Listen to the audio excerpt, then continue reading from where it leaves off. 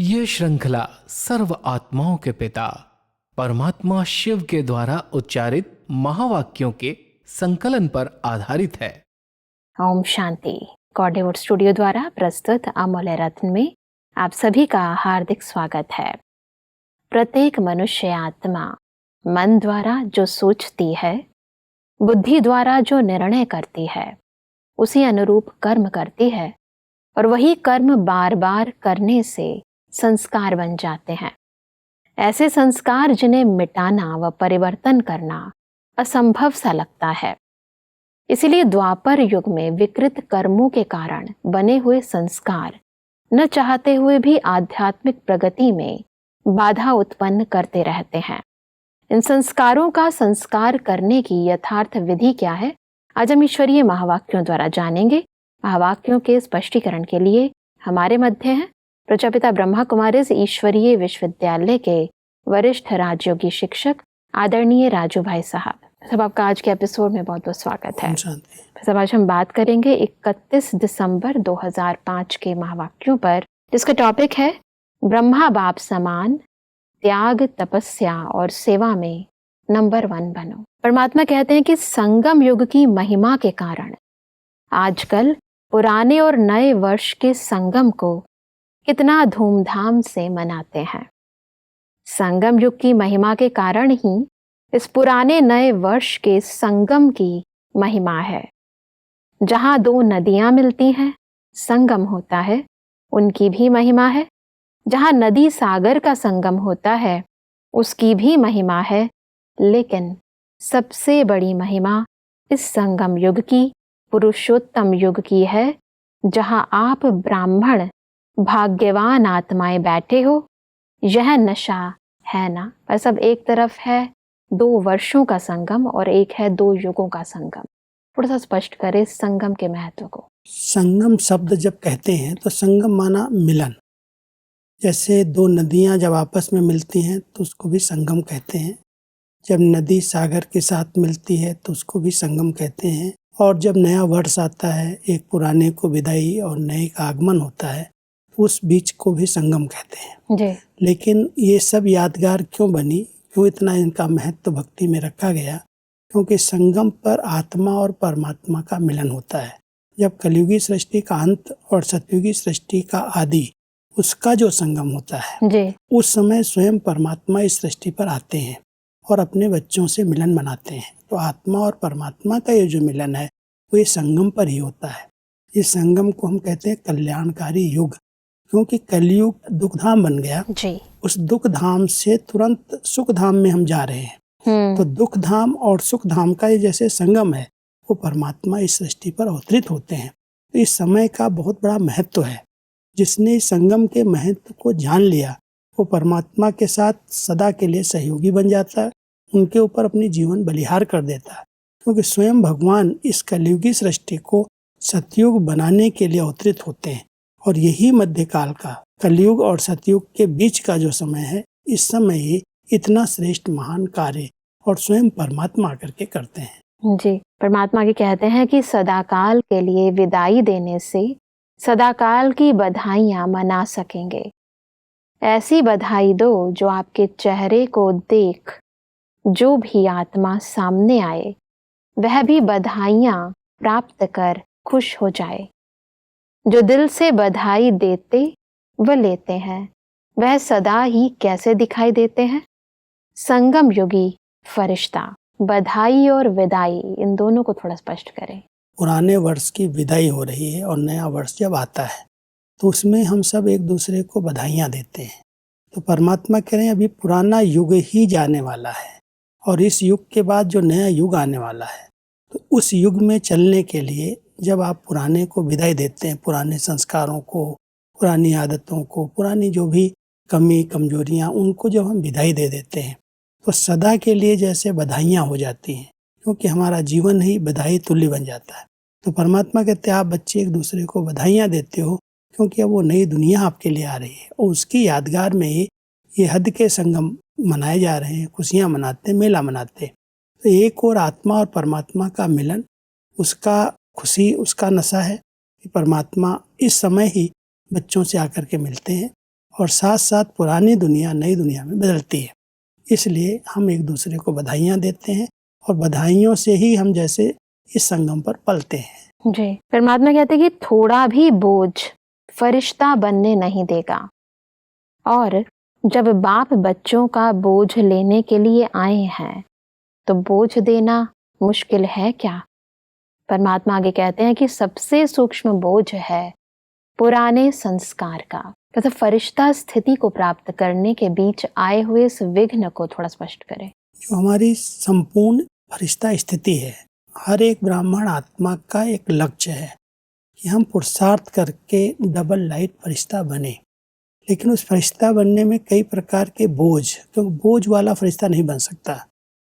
कोई भी चीज भारी होगी तो उड़ नहीं सकते, फरिश्ता माना उड़ने वाला ना। जो देह दुनिया सब पदार्थों से न्यारा है, हल्का है, वही फरिश्ता है।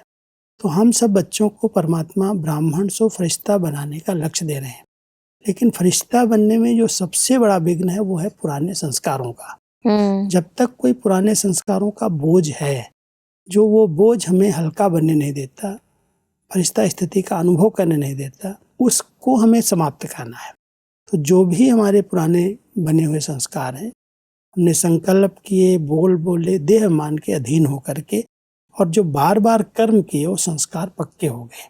अब वो संस्कार परमात्मा कहता है, जब परमात्मा आप बच्चों के सब बोझ लेने के लिए आया है तो जो भी ऐसे कोई संस्कार है वो भी समर्पित कर दो। उसको समाप्त करने की बड़ी अच्छी विधि है। ये सब परमात्मा के हवाले करो। जो भी आप हुआ है, जो भी हो गया है, बाबा के आगे बैठ करके प्रतिज्ञा कर लो, बाबा ये सब आप ले लो। तो जब बाबा लेने के लिए आया है तो आप दे करके हल्के हो जाओ। यही एक विधि है हल्के बनने की। जब तक हम समझते हैं ये मेरे संस्कार हैं, मेरी आदतें हैं, तब तक उसका बोझ है। और जब जिस दिन हमने समर्पित कर दिया है, बाबा आप ले लो, ये जो भी है ये आपका है, तो बाबा ले लेगा और हमको हल्का बना देगा और हम फरिश्ते स्थिति को प्राप्त कर लेंगे। बिल्कुल, इसलिए परमात्मा कहते हैं कि कई बच्चों को इस पुराने संसार की आकर्षण कम हुई है, पुराने संबंध की भी आकर्षण कम हुई है, लेकिन पुराने संस्कार, उसका बोझ मेजॉरिटी में रहा हुआ है।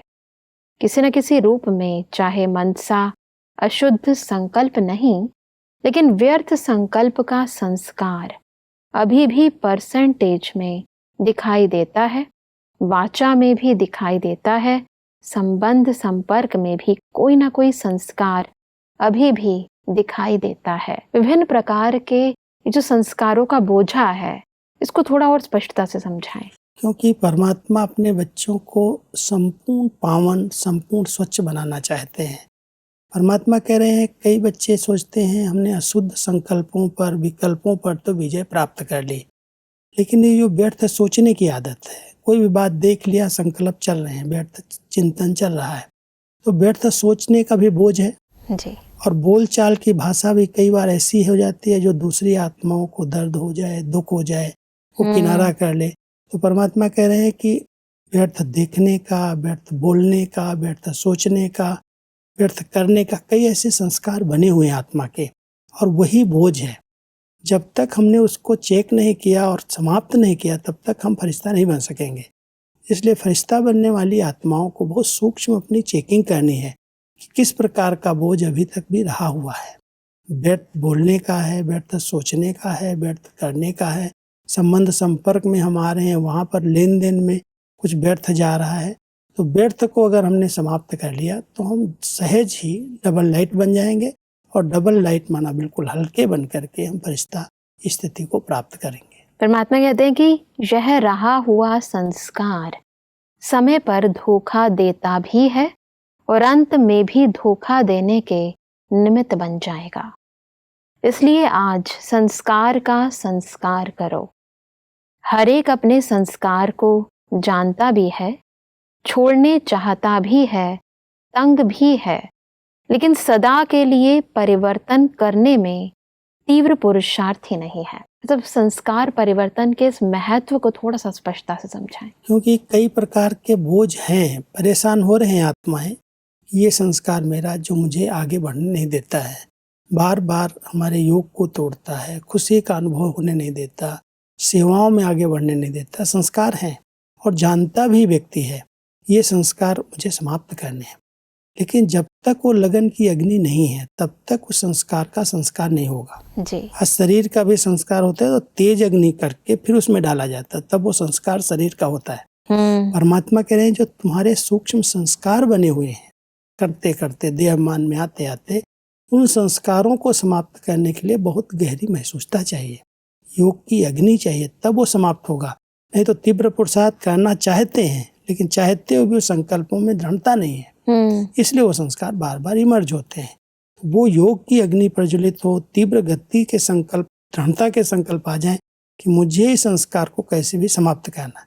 नहीं तो परेशान होते हैं, योग नहीं लगता है, खुशी का अनुभव नहीं होता है, कई प्रकार से तंग है लेकिन उसको जीत नहीं पा रहे हैं क्योंकि दृढ़ता का संकल्प नहीं, वो योग अग्नि का रूप नहीं लेता, साधारण रीति से चल रहे हैं। परमात्मा कहते हैं कि पुरुषार्थ करते हैं लेकिन तीव्र पुरुषार्थ ही नहीं है। कारण तीव्र पुरुषार्थ क्यों नहीं होता? कारण यही है जैसे रावण को मारा भी, लेकिन सिर्फ मारा नहीं, जलाया भी। ऐसे मारने के लिए पुरुषार्थ करते हैं, थोड़ा बेहोश भी होता है संस्कार, लेकिन जलाया नहीं तो बेहोशी से बीच बीच में उठ जाता है। इसके लिए पुराने संस्कार का संस्कार करने के लिए इस नए वर्ष में योग अग्नि से जलाने का दृढ़ संकल्प का अटेंशन रखो। तो सब इसको थोड़ा स्पष्ट करें। क्योंकि रावण को भी अगर मारते हैं, दिखाते हैं रावण मारा गया, लेकिन रावण को मारते हैं तो साथ साथ जलाते भी हैं और कहते हैं जलाने के बाद भी, जैसे कोई का अंतिम संस्कार किया जाता है उसको जला देते हैं, लेकिन जलाने के बाद भी जो उसकी राख बचती है उसको भी नदी में कहीं पर भी प्रवाहित कर देते हैं, उसको भी संभाल कर नहीं रखते।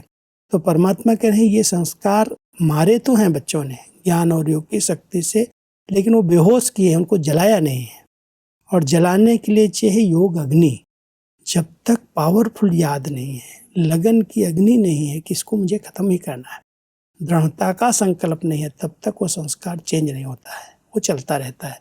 बार बार जैसे कोई बेहोश हो जाए फिर होश में आ जाए, ऐसे ही संस्कार भी कई बार अच्छे संग से, अच्छे भोजन से, महावाक्य सुनने से वो दब जाते हैं, लेकिन दबे हुए संस्कार फिर से कभी कभी इमर्ज हो जाते हैं। हमारे संस्कारों से कुछ ना कुछ लगाव जरूर होता है, लगाव होता है और गहरी महसूसता ये नहीं होती कि ये मुझे तंग कर रहा है, इसको मुझे खत्म करना है। जब तक गहरी महसूसता नहीं है तब तक वो संस्कार इमर्ज होता है, वैराग्य नहीं आता। हम समझते हैं ये तो चलता ही है, अंदर अंदर वैराग्य नहीं है, समझते तो होगा ही, थोड़ा बहुत तो चलेगा ही, इसलिए अलबेलापन है।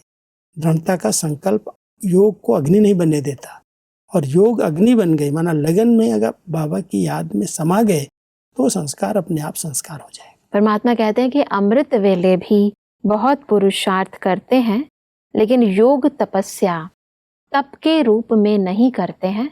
प्यार से याद जरूर करते हैं, रूह रिहान भी बहुत करते हैं, शक्ति भी लेने का अभ्यास करते हैं, लेकिन याद को इतना पावरफुल नहीं बनाया है जो संकल्प करो विदाई तो विदाई हो जाए।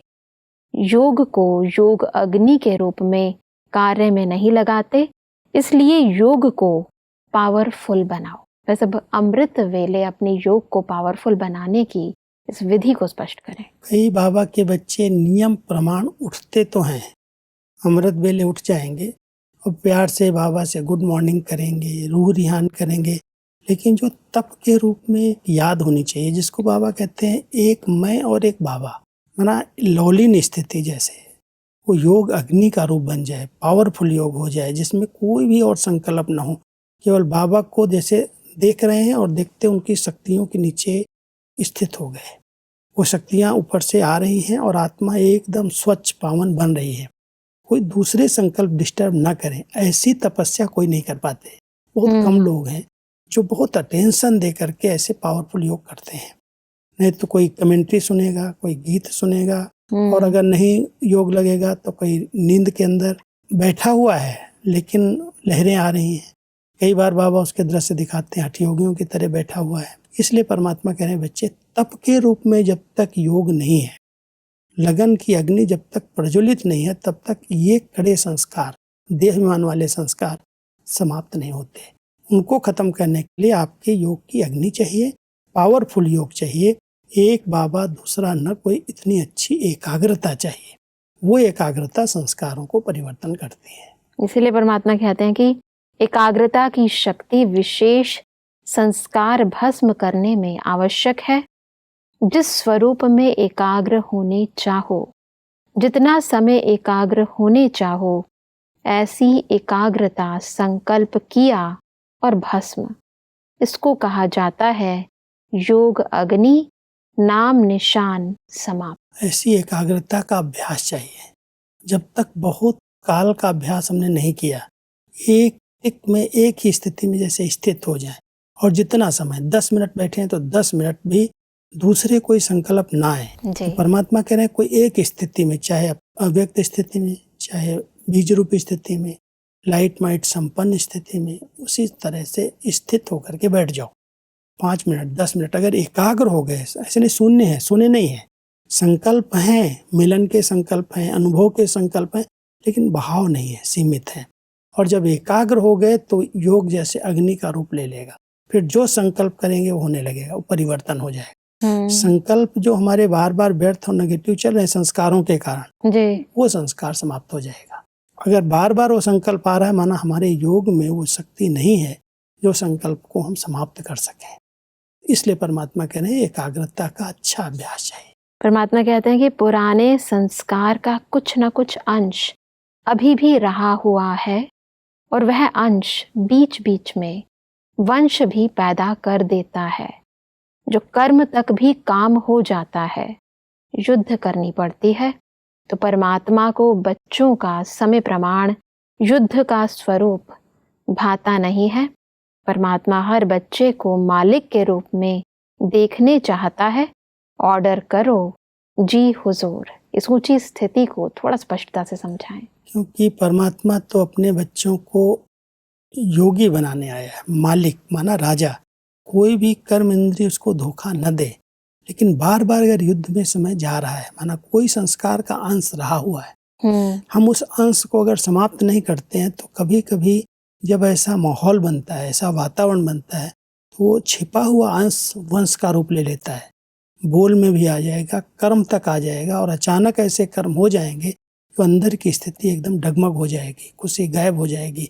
फिर उस स्थिति को पाने के लिए बहुत मेहनत करनी पड़ती, बहुत युद्ध करना पड़ता है जी। इसलिए परमात्मा कहते हैं बाप को बच्चों का युद्ध करना देख करके भी रहम आता है। वो भी युद्ध में देखना नहीं चाहते हैं। वो तो कहते हैं मेरे बच्चे मालिक बच्चे हैं, योगी बच्चे हैं।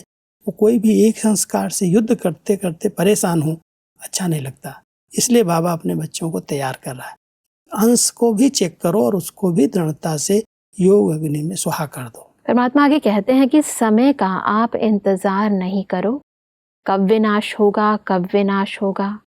सब रूह रिहान में पूछते हैं, बाहर से नहीं बोलते लेकिन अंदर बात करते हैं। पता नहीं कब विनाश होगा, 2 साल में होगा, 10 साल में होगा, कितना साल में होगा। आप क्यों समय का इंतजार करो, समय आपका इंतजार कर रहा है। परमात्मा के इन महावाक्यों को थोड़ा स्पष्ट करें। कई बाबा के बच्चे यही इंतजार करते हैं, पता नहीं 2 साल में होगा, 5 साल में होगा, ये करें या न करें। परमात्मा कहते बच्चे वो तो समय इंतजार कर रहा है आपका कि आप संपन्न बनो, मैं परिवर्तन करूं। वो इंतजार कर, आप क्यों इंतजार कर रहे हो? आप अपनी संपन्नता का आह्वान करो। आप संपन्न स्वरूप में जब स्थित हो जाएंगे, उस स्टेज को प्राप्त कर लेंगे, समय अपने आप विनाश का आ जाएगा। इसलिए डेट कॉन्शियस बनना नहीं है। हम जितना हो सके सोल कॉन्शियस स्थिति में रहने का अभ्यास करें। और अगर हम तैयार हो जाएंगे तो सृष्टि परिवर्तन में तो 1 मिनट में ही हो सकता है सब कुछ। हर प्रकार से परिवर्तन का समय नजदीक दिखाई दे रहा है, लेकिन व्यक्ति सोचता है कब होगा, कितने समय में होगा, तब हम तैयार हो जाएंगे। परमात्मा कहता है बच्चे तुम पहले से तैयार हो जाओ, वो इंतजार कर रहा है, आप तैयार हो जाओ तो सृष्टि का सहज परिवर्तन हो जाएगा। परमात्मा की कहते हैं कि परमात्मा बच्चों से प्रश्न पूछते हैं कि आप सब बाप समान बन गए हो, पर्दा खोलें कि पर्दा खोलेंगे तो कोई कंघी कर रहा है, कोई फेस पर क्रीम लगा रहा है, अगर एवर रेडी हो, संस्कार समाप्त हो गए तो परमात्मा को पर्दा खोलने में क्या देरी लगेगी? तो सब इस परमात्मा के उल्हाने को थोड़ा स्पष्ट करें। वास्तव में ये पर्दा खुलने की जो बात है, जैसे जब सब एक्टर्स तैयार हो जाते हैं, कोई भी नाटक, कोई भी ड्रामा करने के पहले पर्दा लगा रहता है, और पर्दा जब खुलता है तो सब एक्टर्स अपने अपने पोजीशन में होते हैं। अगर मान लो अचानक पर्दा खुल जाए और कोई एक्टर तैयार हो रहा है, कोई कपड़े ठीक कर रहा है, कोई कंघी कर रहा है, कोई कुछ कर रहा है, तो भगदड़ मच जाएगी, क्योंकि वो देखने वाले देख रहे हैं क्या हो रहा है।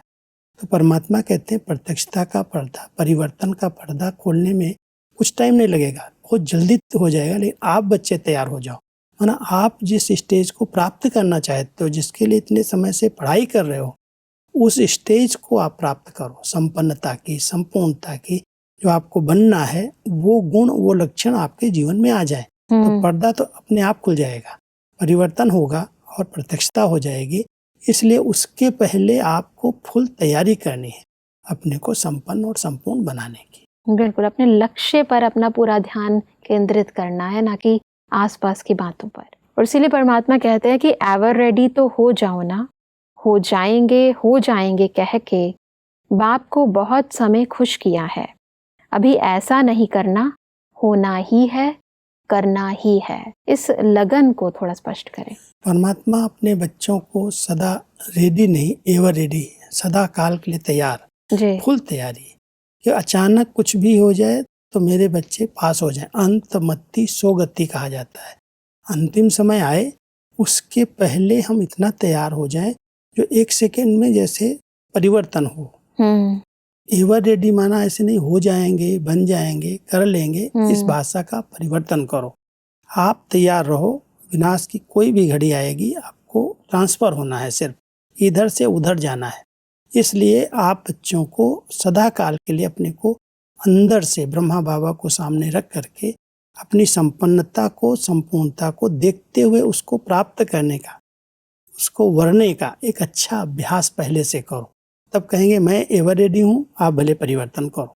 बाबा कहता परिवर्तन तो करने के लिए मैं तैयार हूँ, लेकिन आप बच्चे कहो बाबा मैं एवर रेडी हूँ, कुछ भी हो जाएगा, कैसी भी घड़ी आएगी, हम पास हो जाएंगे। अंत समय में आपके सिवा और कोई दूसरा याद नहीं आएगा, क्योंकि एक बाबा की ही याद अगर अंत में आई तो अंत मत्ती सो गति होगी। अगर कोई चीज, कोई देहधारी, कोई बुद्धि में आ गया तो वो अंत मत्ती सो गति नहीं होगी। बहुत काल का इसके लिए अभ्यास चाहिए। परमात्मा हम सबको कहते हैं 3 शब्दों को ध्यान पर रखो। एक अचानक कुछ भी हो सकता है, लेकिन बहुत काल का अभ्यास, उसके लिए एवर रेडी। अगर ये तीनों शब्द याद होंगे तो अंत समय में आप सहज ही पास हो जाएंगे। बिल्कुल भाई साहब, आज हमने अपने पुराने संस्कारों का संस्कार कैसे करना है उस यथार्थ विधि को समझा। स्पष्टीकरण के लिए आपका बहुत बहुत धन्यवाद। ओम शांति। दर्शकों, आज के महावाक्यों में परमात्मा ने कहा कि फरिश्ता बनने के लिए हमें अपने पुराने संस्कारों के सब सूक्ष्म बोझ एक परमात्मा को अर्पित कर देने हैं। परमात्मा ने कहा कि पुराने संस्कारों का संस्कार करने के लिए हमें दृढ़ता से, एकाग्रता की शक्ति से पावरफुल योग अग्नि में संस्कारों को भस्म कर देना है। परमात्मा ने कहा कि हमें समय का इंतजार नहीं करना, अभी तो बाप समान बन एवर रेडी रहना है। दर्शकों, आज के महावाक्यों से संबंधित यदि आपके मन में कोई भी प्रश्न है तो आप हमें ईमेल कर सकते हैं। हमारा ईमेल आईडी है amolyaratna@kollywoodstudio.org। अगले एपिसोड में हम इन्हीं महावाक्यों को और आगे बढ़ाएंगे। तब तक के लिए लेते हैं इजाजत। ओम शांति। मुख्य सार। सबसे सूक्ष्म बोझ है पुराने संस्कार का। पुराने संसार और संबंध की आकर्षण कम हुई है, लेकिन व्यर्थ संकल्प का संस्कार मनसा, वाचा अथवा संबंध संपर्क में अभी भी दिखाई देता है। योग अग्नि क्या है? अमृत वेले याद जरूर करते हैं, रूह रेहान भी करते हैं, शक्ति लेने का अभ्यास भी करते हैं, लेकिन योग को योग अग्नि के रूप में कार्य में नहीं लगाते। एकाग्रता की शक्ति विशेष संस्कार भस्म करने में आवश्यक है। एकाग्रता संकल्प किया, और भस्म। इसको कहा जाता है योग अग्नि। अधिक जानकारी के लिए संपर्क करें Amulya Ratan Godlywood studio, Manmohini Van, Shanti Van post, Abu road 307510, district Sirohi, Rajasthan. Email ID है amulyaratn@godlywoodstudio.org। इस श्रृंखला को प्रजापिता ब्रह्मा कुमारीज ईश्वरीय विश्वविद्यालय के सेवा केंद्रों पर क्लास में नियमित रूप से चलाने के लिए गॉडलीवुड स्टूडियो से संपर्क करें।